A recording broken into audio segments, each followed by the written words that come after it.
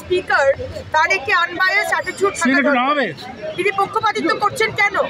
এই সরকার চুরি করেছে, মমতা ব্যানার্জি এবং তার সরকার চুরি করেছে, সেটা দেখা যাচ্ছে রিপোর্টে, ক্যাগ রিপোর্ট নিয়ে আলোচনা করতে দিচ্ছেন না কেন? 1,94,000 কোটি টাকার দুর্নীতি হয়েছে, আপনি ইউসি সার্টিফিকেট, ইউটিলাইজেশন সার্টিফিকেট জমা দেননি, চুরি করেছেন। যদি চুরি না করেন তাহলে মানে আলোচনা করতে দিচ্ছেন না কেন? পুরো জিনিসটাই ধামাচাপা দেওয়ার চেষ্টা করা হচ্ছে। আমরা প্রতিবাদ করেছি, আমরা বাইরে বেরিয়ে এসে আজকে আমাদের প্রতিবাদ আপনাদেরকে জানাই। এবার কি করণীয় আপনারা এবার কি করবেন?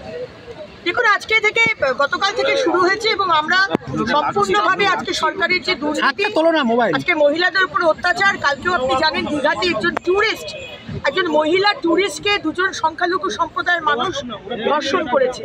কোথায় যাচ্ছি আমরা? একজন ট্যুরিস্ট, একটা মধ্যবিত্ত বাঙালি বা মধ্যবিত্ত পশ্চিমবঙ্গের মানুষ, তারা আজকে মানে যে অবস্থা, ফিনান্সিয়াল কন্ডিশন, সেখানে তারা দীঘা বেড়াতে যায় এবং সেই দীঘা একটা ট্যুরিস্ট ডেস্টিনেশন, সেখানে একজন মহিলাকে আক্রমণ করা হয়েছে, রেপ করা হয়েছে। আজকে মহিলাদের সিকিউরিটি নেই। সব কিছু নিয়ে আমরা সরব হচ্ছি এবং আমরা প্রতিবারই যা করি, এই যে অন্যায়গুলো চলছে, আমরা প্রতিবাদ করছি এবং প্রতিবাদ করি। অত্যন্ত স্পষ্ট বললেন যে লোকসভা হলে আপনাদেরকে সাসপেন্ড করতে 146 জনকে সাসপেন্ড করা হয়েছে। রাজ্যসভায় যেভাবে দেখুন, এটা বিধানসভা, লোকসভায় কি হচ্ছে সেটা স্পিকার মহোদয় আমাদের না জানালে ভালো হয়।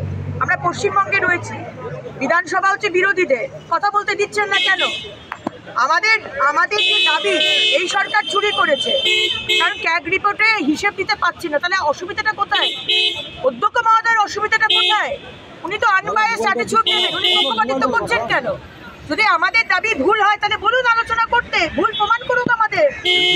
আমাদের টাকা, সাধারণ মানুষের টাকা চুরি করবেন আর বিধানসভায় আমরা কথা বলতে পারবো না?